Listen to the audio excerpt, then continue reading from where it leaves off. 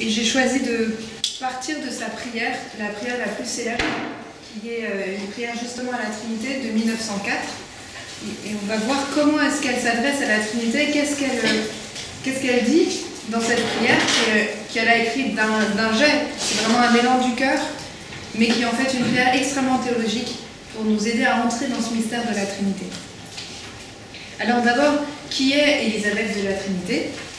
Élisabeth Cathèse. Je vous ai mis quelques dates là simplement pour qu'on se repère. C'est une sainte de la fin du 19e siècle et début 20e. Donc vous voyez, elle est née en 1880, près de Bourges, et elle va vivre ensuite à Dijon. Donc c'est à Dijon qu'on la vénère particulièrement. Elle a une sœur, Guite, une petite sœur, Marguerite, et son désir de vie religieuse commence quand elle est toute petite. Donc vers 7 ans, elle s'en ouvre à un prêtre qui est venu déjeuner, je crois, à la maison, voilà, elle ose lui dire, c'est le premier à qui elle ose lui dire qu'elle voudrait un jour être sœur. C'est la même année que son père décède, et ça va être difficile pour Élisabeth. On en parle peut-être moins que du décès de la mère de Thérèse de Lisieux, par exemple, mais pour une petite fille de 7 ans, perdre son père, c'est quand même vraiment quelque chose de traumatisant. Donc ça va être vraiment quelque chose de difficile dans son cœur. Je pense qu'elle va avoir une relation à Dieu, Père, Fils et Esprit Saint, mais à Dieu le Père aussi, qui va du coup être renforcée d'une certaine manière par ce creux. Il faut savoir que donc à l'adolescence, à 14 ans, elle fait un vœu de chasteté intérieurement dans sa prière. Elle décide d'être seulement à Dieu seul, jusque dans son corps. Et elle commence à 18 ans donc la rédaction d'un journal intime. Mais sa mère va s'opposer à son entrée en religion. Donc ça va être un peu difficile et conflictuel entre sa mère et elle, par rapport à ce désir de vie religieuse qu'elle ressent de plus en plus fort. Elle a des liens avec le Carmel de Dijon depuis l'enfance, donc c'est assez naturellement qu'elle pense entrer au Carmel de Dijon. C'était très courant à cette époque d'entrer dans le Carmel ou dans un ordre de sa ville. Thérèse Martin, donc Sainte Thérèse de Lisieux, elle entre au Carmel de Lisieux et sa famille vient la visiter tous les dimanches. Il y a parloir avec sa famille parce que c'est au même endroit, mais c'est très très habituel à cette époque-là. On ne fait pas forcément des kilomètres pour aller entrer en religion dans un autre pays ou dans une autre région.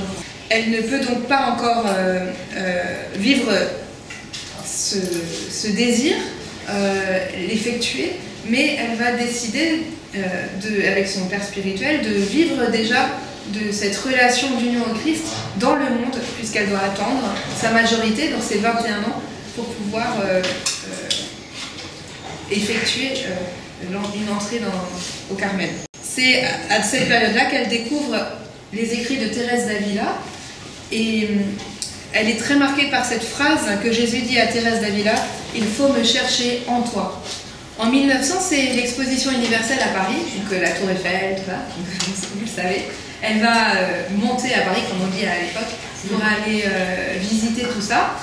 Et c'est à ce moment-là qu'elle va passer à Montmartre et à Notre-Dame des Victoires, donc des lieux aussi visités par Thérèse de Lisieux.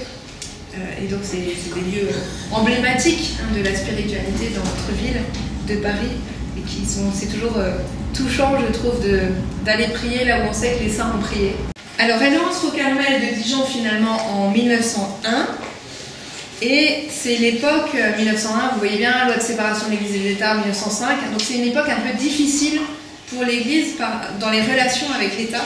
Et donc à ce moment-là, dans son Carmel, on se demande si les religieuses carmélites vont être expulsées ou pas. Enfin, c'est une époque assez tendue, et elle va vraiment s'ancrer dans la présence du Christ pour tenir.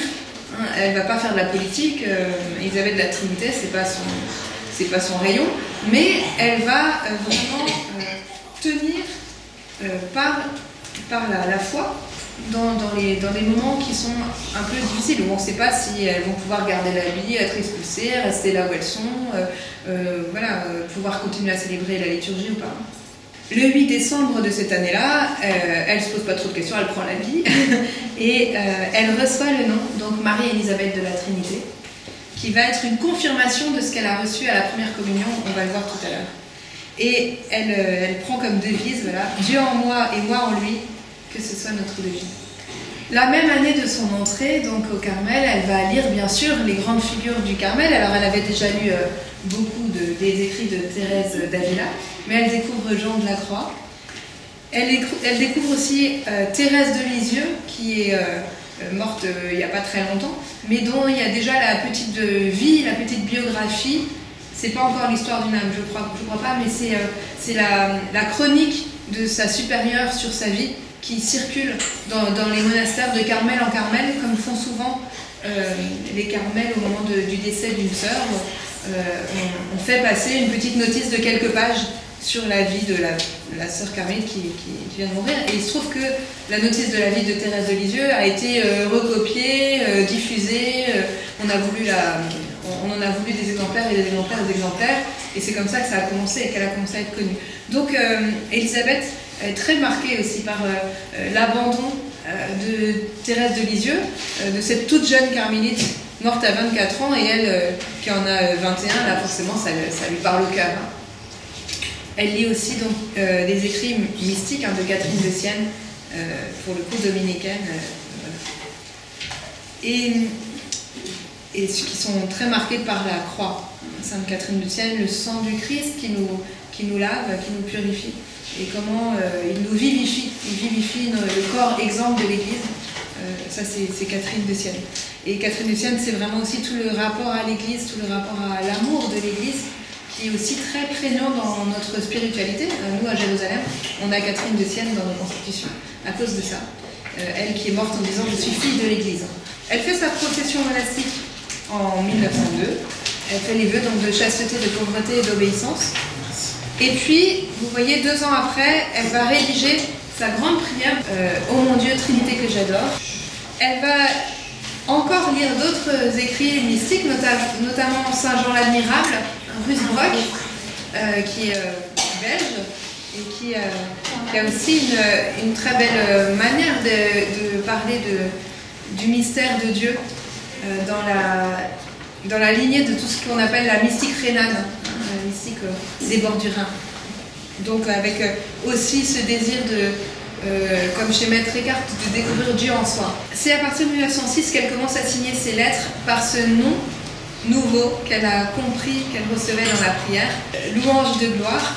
Ce nom qui est à la fois musical, puisque la louange c'est le chant, elle qui a fait beaucoup de piano, qui est une grande pianiste, ça a été sa manière aussi de comprendre que Dieu ne lui ôtait pas son talent musical, même si elle ne pouvait plus jouer de piano au Carmel, mais qu'il le lui redonnait autrement, d'une manière intérieure. C'est une expression bien sûr qu'elle trouve chez Saint Paul et qui va vraiment marquer sa vie spirituelle, au point qu'elle va dire que c'est le nom, vous savez comme dans l'Apocalypse on nous dit qu'on recevra un nom nouveau marqué sur un caillou blanc, et donc elle va comprendre que c'est son nom à elle. Donc le nom mystique que Dieu lui donne, louange de gloire.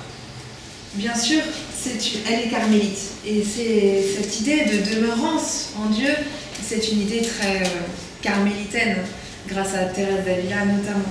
La cellule de la carmélite, c'est un oratoire, et normalement au Carmel on travaille en cellule, on prie en cellule, voilà, on ne sort de la cellule que pour certaines activités communautaires et pour aller à la chapelle.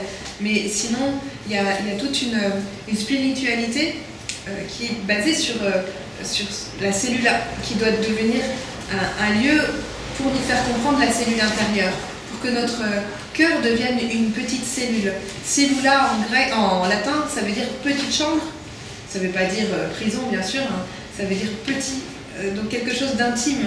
Alors je vous propose de lire en partie, petit à petit, sa prière, la grande prière qu'elle a écrite à la Trinité, qui est magnifique.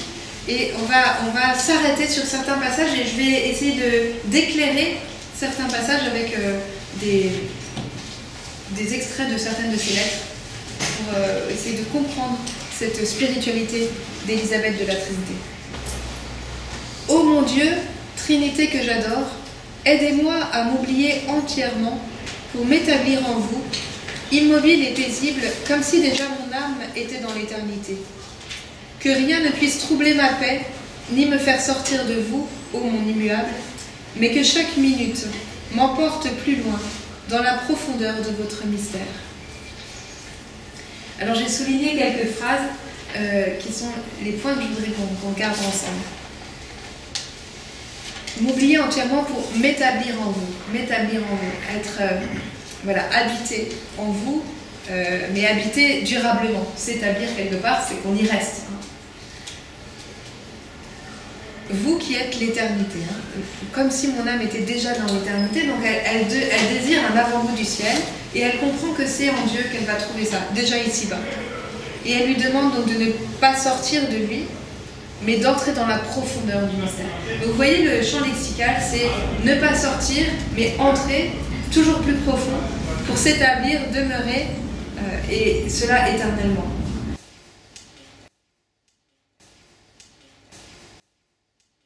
Qu'il soit en nous comme adorateur, réparateur, sauveur, ça c'est aussi trois mots très importants.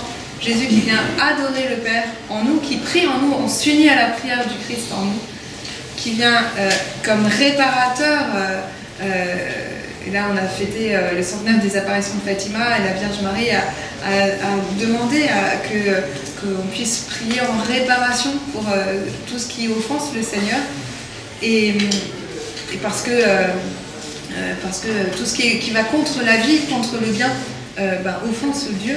Et puis comme sauveur, parce que c'est le Christ qui sauve. Comment faire? S'appuyer sur Jésus. Plus vous sentez votre faiblesse, plus votre confiance doit grandir. C'est sur lui seul que vous vous appuyez.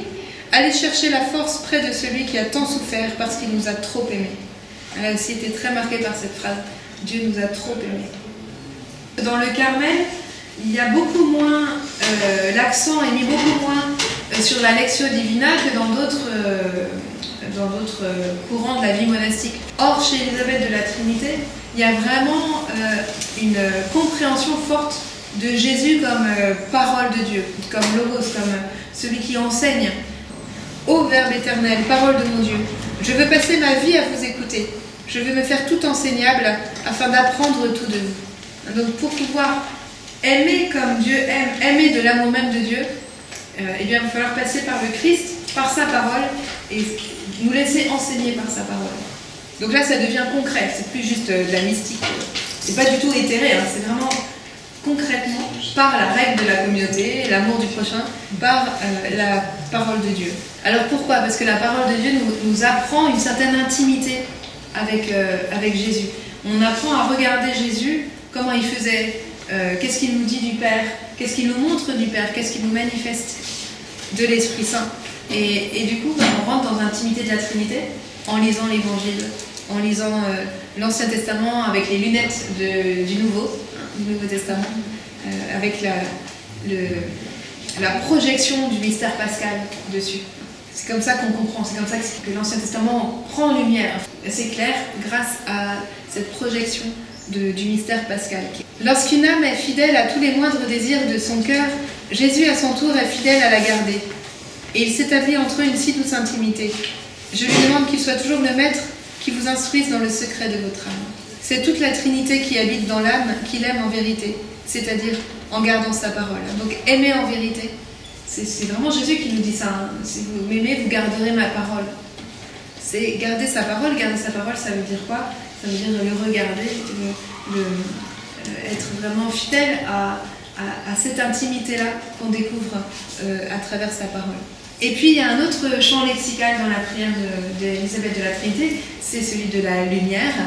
Et notamment, elle parle à Jésus en disant que c'est son étoile, que c'est son astre dans la nuit. Donc dans tout ce qui est difficile, il n'y a jamais de nuit sans étoile chez Élisabeth de la Trinité. Et ça c'est très beau. Il n'y a pas de nuit privée d'étoiles. C'est un titre qu'on a donné à un ouvrage de Thomas Merton, mais ce n'est pas lui qui avait choisi ce titre. Et chez l'Israël de la Trinité, il n'y a pas de nuit privée d'étoiles, il y a toujours une étoile. C'est le Christ qui est l'étoile du matin, nous dit l'Apocalypse. Puis à travers toutes les nuits, tous les vides, toutes les impuissances, je veux vous fixer toujours et demeurer sous votre grande lumière. Ô mon astre aimé, fascinez-moi pour que je ne puisse plus sortir de votre rayonnement. Qu'est-ce que ça suppose de ne pas sortir du rayonnement du Christ? Ça suppose dit-elle, de se désoccuper de soi. Parce qu'on s'occupe de lui, on le fixe, du coup on n'est plus fixé sur soi-même et ses petits problèmes et ses petites affaires. Je crois que le secret de la paix et du bonheur, c'est de s'oublier, de se désoccuper de soi-même. Cela ne consiste pas à ne plus sentir ses misères physiques ou morales. On continue à avoir mal, à souffrir. Les saints eux-mêmes ont passé par là. Seulement, ils ne vivaient pas là. Voilà. On ne vit pas au plan de notre souffrance morale et physique. On vit les yeux fixés sur l'astre aimé. Il me semble que le bon Dieu vous demande un abandon et une confiance sans limite en ces heures douloureuses. Pensez qu'il creuse en votre âme des capacités plus grandes pour le recevoir. C'est dire aussi que dans l'épreuve, Dieu creuse une capacité pour qu'on puisse le recevoir encore plus. Et donc, il y a vraiment cette idée de l'étoile, c'est de le regarder lui. Cela vous paraît peut-être difficile de vous oublier, si vous saviez comme cela est simple. Je vais vous donner mon secret. Pensez à ce Dieu qui habite en vous et dont vous êtes le temple. Petit à petit, l'âme s'habitue à vivre en sa douce compagnie. Ne vous dites pas que cela n'est pas pour vous, que vous êtes trop misérable. Ce n'est pas en regardant cette misère que nous serons purifiés, mais en regardant celui qui est toute pureté et sainteté. Ça, c'est une grande leçon de vie spirituelle. C'est pas en se lamentant sur nos péchés qu'on sera sauvés, mais c'est en les abandonnant à celui qui peut nous sauver du péché. Et c'est beaucoup plus difficile en fait, parce qu'on peut se complaire dans la lamentation de notre péché très facilement, parce que finalement, oui, il y a une certaine complaisance qui naît de notre complicité avec le péché, mais c'est beaucoup plus difficile d'oser aller à la lumière avec notre péché et de le déposer. C'est pour ça que les gens ont du mal à se confesser, parce que c'est plus difficile, mais pourtant c'est beaucoup plus de joie. Parce que c'est vraiment là qu'on est sauvé. C'est dans l'Eucharistie qu'Élisabeth trouve sa force, puisque l'Eucharistie c'est vraiment Dieu qui vient habiter en nous, bien sûr, et nous qui habitons en lui. Il me semble que rien ne dit plus l'amour qui est au cœur du Christ que l'Eucharistie. C'est lui en nous, nous en lui. N'est-ce pas le ciel sur la terre, le ciel dans la foi. Donc Élisabeth, elle va vraiment être fascinée justement par la beauté de l'Eucharistie. L'adoration, c'est l'amour écrasé par la beauté, la force, la grandeur immense de l'objet aimé, et il tombe dans une sorte de défaillance. Voilà, c'est vraiment parce que Dieu est trop beau, quoi. Dieu nous aime trop, comme elle dit, c'est trop. Voilà, comme on dit aujourd'hui encore, c'est trop. Mais ça veut dire ça, c'est-à-dire, du coup, il y a une sorte on est anéanti de certaine manière, mais c'est un joyeux anéantissement. Et cela se fait dans l'Esprit Saint, et c'est pour ça que la prière se termine avec l'Esprit Saint. Quand même, on fait la Trinité, on va finir par l'Esprit Saint. Et elle appelle l'Esprit en lui disant « Ô feu consumant, Esprit d'amour, survenez en moi, afin qu'il se fasse en mon âme comme une incarnation du Verbe, que je lui sois une humanité de surcroît, en laquelle il renouvelle tout son mystère. » Alors l'humanité de surcroît, c'est une expression de son père spirituel, qui est un dominicain, le père Vallée, qui lui disait il faut être une humanité de surcroît pour Jésus. Et c'est vraiment très beau parce que c'est vraiment se dire que Dieu veut continuer son incarnation dans chacune de nos vies, d'une manière mystérieuse et mystique bien sûr, mais tout ce qu'on vit, c'est pas en dehors du mystère de l'incarnation du Christ, mais le Seigneur veut faire de nous une humanité de surcroît. Vivre dans l'amour, vivre de l'amour, vivre d'amour. Il est en moi, je suis en lui, je n'ai qu'à l'aimer, qu'à me laisser aimer, et cela tout le temps, à travers toutes choses. S'éveiller dans l'amour, se mouvoir dans l'amour, s'endormir dans l'amour, l'âme en son âme, le cœur en son cœur, les yeux dans ses yeux, afin que par son contact il me purifie, il me délivre de ma misère. Bien sûr, l'amour dans toutes les questions ici, c'est l'Esprit Saint. M'éveiller dans l'Esprit Saint, me mouvoir dans l'Esprit Saint, m'endormir dans l'Esprit Saint, mon cœur dans son cœur. C'est vraiment ça. L'esprit d'amour qui relie le Père et le Fils et dans lequel on peut entrer par Jésus, grâce à Jésus, grâce à sa croix. Et elle termine avec le Père. Et vous, ô Père, penchez-vous vers votre pauvre petite créature, couvrez-la de votre ombre, ne voyez en elle que le bien-aimé, en lequel vous avez mis toutes vos complaisances. Donc si on est habité de l'Esprit Saint, si on vit vraiment de l'amour du Christ, on est fils et filles dans le Fils, et alors le Père nous reconnaît comme ses enfants, comme ceux qui sont, il voit comme ceux qui sont conformes, configurés au Christ. Il voit son Fils en nous, et c'est sa plus grande joie.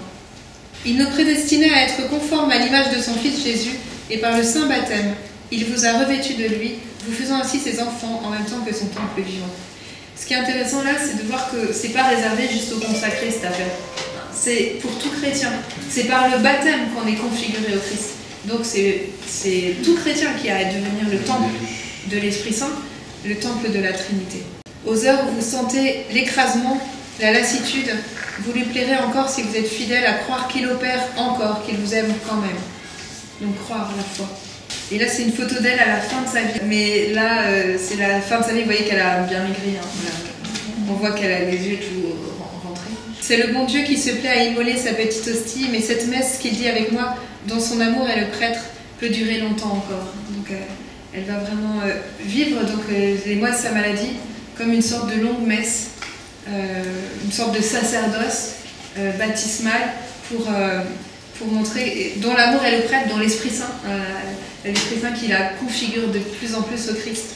Ô mes trois, mon tout, ma béatitude, solitude infinie, immensité où je me perds, je me livre à vous, comme une proie, bon ça c'est très le 19e. On le dit aussi parfois comme une victime, mais en fait ça veut dire hostie, hein, parce que hostia en latin c'est victime. Ensevelissez-vous en moi pour que je m'ensevelisse en vous, en attendant d'aller contempler en votre lumière l'abîme de vos grandeurs. L'idée c'est d'être livrée tout entière à Dieu pour pouvoir un jour aller au ciel, hein, contempler l'abîme de vos grandeurs, c'est une très belle expression.